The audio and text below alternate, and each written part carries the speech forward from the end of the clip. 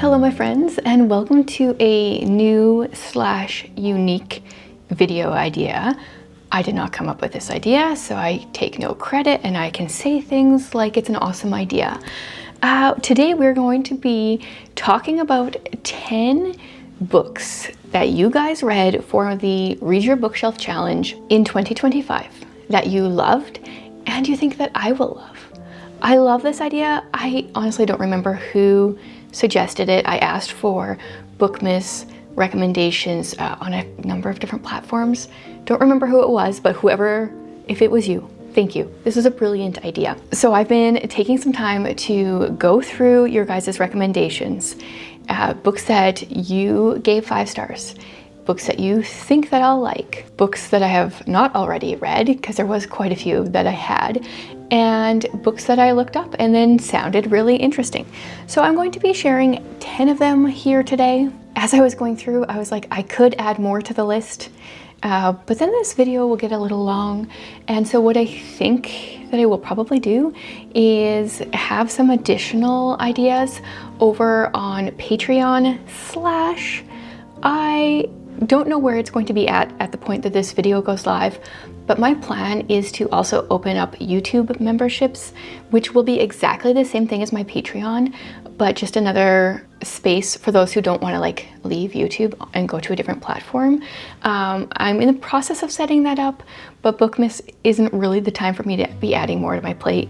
So I'm not sure if it's going to be done by the time this video goes live or not, but later this month on Patreon, and I will definitely have the channel memberships live by the end of the month. And then I will be sharing some additional book recommendations. You guys gave some good ones. Some of them were already on my radar and TBR. Actually, one of them's on my shelf. I'm gonna grab it when we get to that one. And some of them I had never heard of before, or maybe I had heard of, but then I forgot that I had heard of them. That is also a possibility. So let's just get through these. I'm so excited to talk about them because obviously they all sound fantastic. Okay, the first one, we've got a cozy fantasy story. It is called The Teller of Small Fortunes. It says, a wandering fortune teller finds an unexpected family in this warm and wonderful debut fantasy. That sounds great.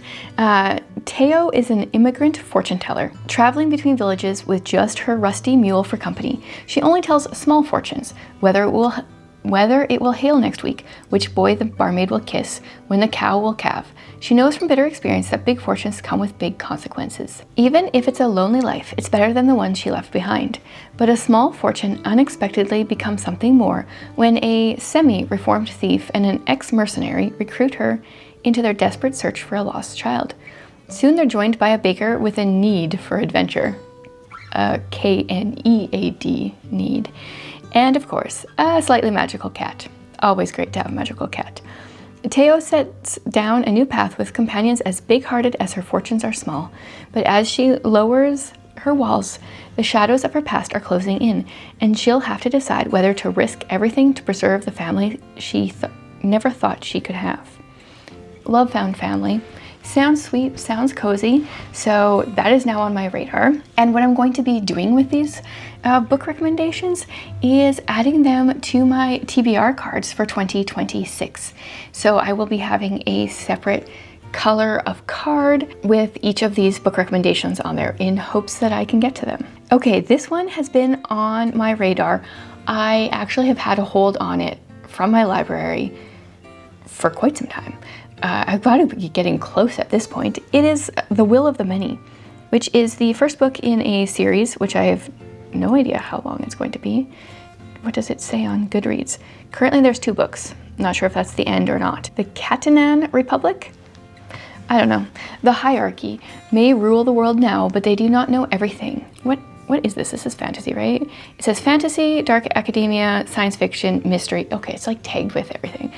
I tell them my name is Vis Telemus. I tell them I was orphaned after a tragic accident 3 years ago, and that good fortune alone has led to my acceptance into their most prestigious school. I tell them that once I graduate, I will gladly join the rest of civilized society in allowing my strength, my drive, and my focus, what they call will, to be leached away and added to the power of those above me, as millions already do, as all must eventually do.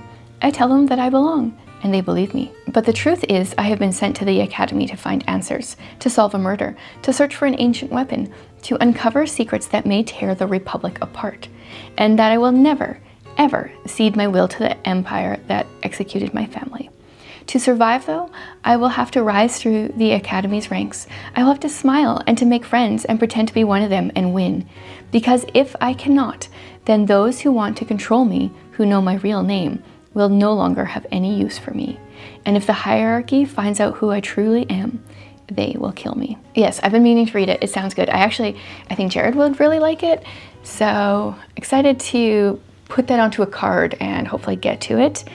Okay, this next one sounds a little bit heartbreaking. This is a nonfiction, one of possibly just 2 on this list. It's called The Waiting. The subtitle is The True Story of a Lost Child, a Lifetime of Longing, and a Miracle for a Mother Who Never Gave Up. An unforgettable true story that will touch your heart and make you believe in love's enduring legacy and the power of prayer. In 1928, 16-year-old Minka was on a picnic in the woods when she was assaulted and raped, and suddenly this innocent farm girl, who still thought the stork brought babies, was pregnant. The baby was secretly born, named Betty Jane, and given up for adoption. For decades, Minka wrote letters trying to get news of her daughter. She kept loving and praying for her, even though she never dared believe they would meet again. Until nearly 80 years later, when Minka whispered her secret, impossible prayer for the first time. Lord, it's like making me teary. Lord, I'd like to see Betty Jane before I die. I promise I won't bother her or interrupt her life. I just want to lay eyes on her. As an adoptive mother, this is just like breaking me right now. Unbeknownst to Minka, that very same day, a judge was releasing the sealed adoption records to her 77-year-old daughter. And soon Minka's phone would ring. And it's written by Minka's granddaughter. Yeah. So that sounds amazing. Never heard of it. That cover looks amazing as well. Okay, let's keep going into things that hopefully are less emotional for me. This next one is called The Berry Pickers. On a hot day in 1960s Maine, 6-year-old Joe watches his little sister Ruthie sitting on her favorite rock on the edge of the blueberry fields, while their family, it's an indigenous word that I don't know how to pronounce, people from Nova Scotia, pick fruit. That afternoon, Ruthie vanishes without a trace. As the last person to see her, Joe will be forever haunted by grief, guilt, and the agony of imagining how his life could have been. In an affluent suburb nearby, Norma is growing up as the only child of unhappy parents. She is smart, precocious, and bursting with questions she isn't allowed to ask. Questions about her missing baby photos, questions about her dark skin, questions about the strange, vivid dreams of campfire and warm embraces that return night after night. Norma senses there are things her parents aren't telling her, but it will take decades to unravel the secrets that they have kept buried since she was a little girl. Okay, also, not sure that's really any lighter. Okay, this is the other nonfiction, and it doesn't have a description, so I will just read what the comment that whoever read it and recommended it said. It's called Tears for the Smaller Dragon, the story of Jim and Jean Livingston. And what did they say? I copied it over. It's a missionary biography. They worked in post-war Vietnam and overcame so many difficulties while bringing the gospel to these people. I love the candid way she writes about the challenges they faced, their shortcomings and frustrations, and differences they found humorous. I've never heard of it before, but that sounds really good. The only thing it says on Goodreads is gift quality, same-day shipping. Not very helpful. The next one has been on my radar. When did it come out? Like this whole year. It published in December of 2023, and I feel like people have just been raving about it this year, probably a bit last year. I still haven't got to it. It's The Frozen River. We're set in Maine. Another one in Maine. Wow. Okay, 1789. When the Kennebec River freezes, entombing a man in the ice, Martha Ballard is summoned to examine the body and determine the cause of death. That actually reminds me of another river book that I'm totally blanking on the title of that I didn't enjoy. So hopefully this one, I've heard really good things about this one. As a midwife and healer, she is privy to much of what goes on behind closed doors in Hallowell. Her diary is a record of every birth and death, crime and debacle that unfolds in the close-knit community. Months earlier, Martha documented the details of an alleged rape committed by 2 of the town's most represented gentlemen. one of whom has now been found dead in the ice. But when a local physician undermines her conclusion, declaring the death to be an accident, Martha is forced to investigate the shocking murder on her own. Over the course of one winter, as the trial nears and whispers and prejudices mount, Martha doggedly pursues the truth. Her diary soon lands at the center of the scandal, implicating those she loves and compelling Martha to decide where her loyalties lay. Yeah, okay, wow.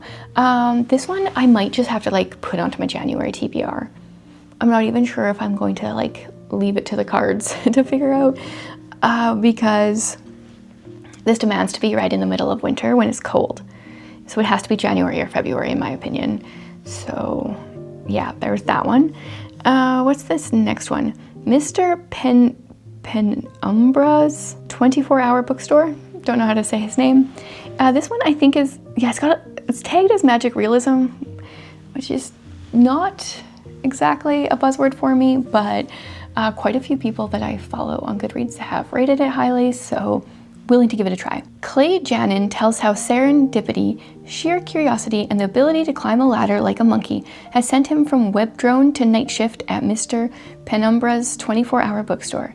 After just a few days on the job, Clay realizes just how curious this store is. A few customers come in repeatedly without buying anything. Instead, they check out obscure volumes from strange corners of the store. All runs according to some elaborate long-standing arrangement with the nomadic Mr. Penumbra. The store must be a front for something larger, Clay concludes. He embarks on a complex analysis of the customer's behavior and ropes in friends to help. Once they bring their findings to Mr. Penumbra, it turns out the secrets extend far outside the walls of the bookstore. A quest to New York City dips in a world conspiracy for eternal life. I have no idea, you guys. I don't really understand it. But I mean, it's got a bookstore. Oddly, the listing on Goodreads doesn't have a cover. I don't understand Goodreads sometimes. Okay, 2 left if I have this correct here. Next we have The Cautious Traveler's Guide to the Wastelands. I love the title. I love it when titles are like, ooh, what's that about? And the cover too, it also just makes me intrigued. It doesn't have much going on. I need to make a note to myself, looking at this cover now, I think that next year's Read Your Bookshelf Challenge should have a book that has like a border around the cover, because that's cool. And this border is really cool because it's a train. Okay, sidetracked. It is said there's a price that every passenger must pay, a price beyond the cost of a ticket. There's only one way to travel across the wastelands, on the Trans-Siberian Express, a train as famous for its luxury as for its danger. The train is never short of passengers, eager to catch sight of wastelands creatures more miraculous and terrifying than anything they could imagine.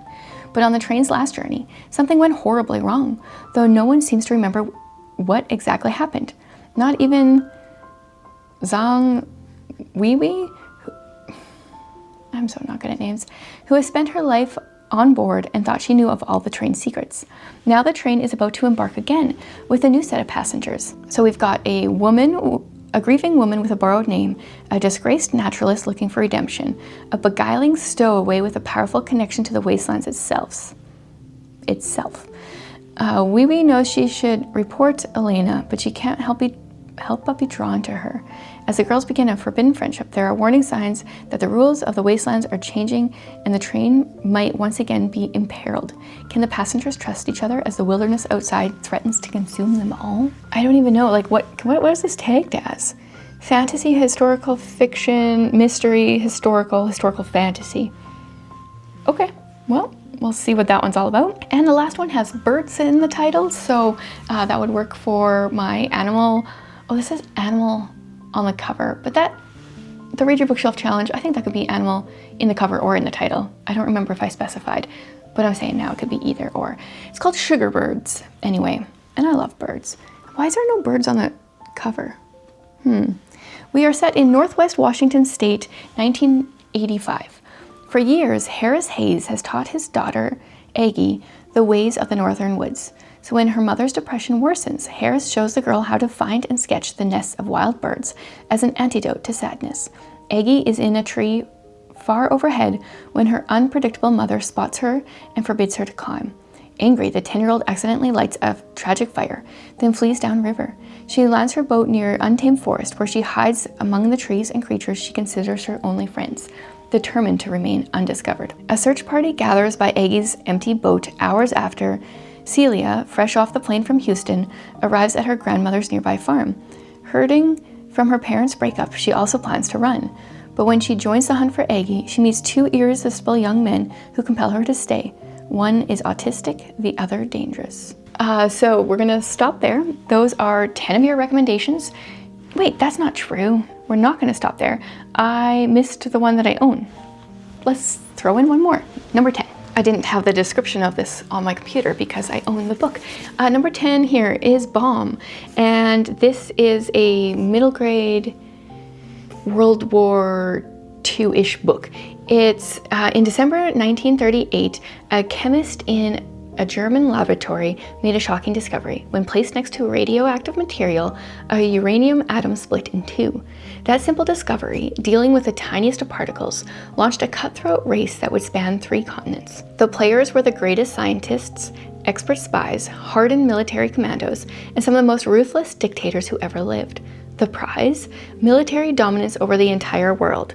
This is the story of the plotting, the risk-taking, the deceit, and the genius that created the world's most formidable weapon. This is the story of the atomic bomb. And so this is set up, I don't quite know how it's set up, because we've got like pictures of some of the people. This is part 3, how to build an atomic bomb. And we've got the different people there. I don't really know what to expect from it, honestly. Part 1 is the 3-way race, but I've heard really good things about how it's written, and we've got lots of pictures throughout. So yeah, definitely going to get to this. My kids are studying World War II kind of at the end of this school year, and I would love to read this before them. So Bomb is the last book.